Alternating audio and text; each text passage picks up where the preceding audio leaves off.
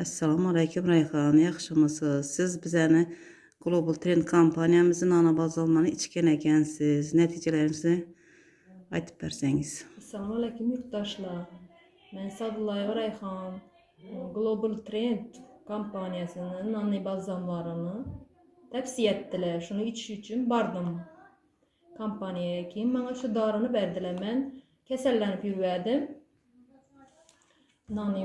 Ben şunu kesellenip yürüyedim. Bardım uzuya düşsem.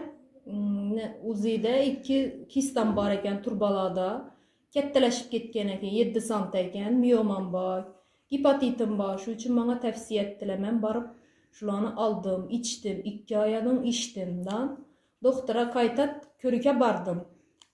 Şu mene ginekolog menzuratke epresse de verdi bana. Şundan başka çarası yok da verdi. Şunu alıp içkenden ki 2 aydan keyin kayta körüke uzuya barsam kistam yok alıp gitken eken. Tavsiyelere soğurulup gitken. Kağızları elimde duruptu, görsetişim mümkün. Kist neleri ben miyomamam kiçeygen var. Gitedi xuda xalasa. Hepatitlarım yok alğan. Eroziyan barmadı.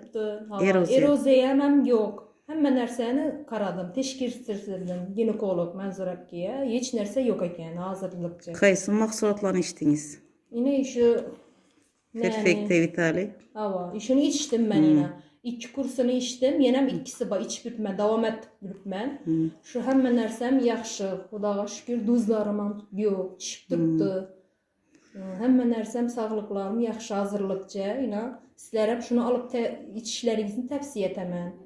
Dım yaxşı sağlıklarınızın diklenle, sağlıklara bir etibar bulmanla. Alıp içişlerinizin. Yaxşı, rahmet, sağ olun, aman olun.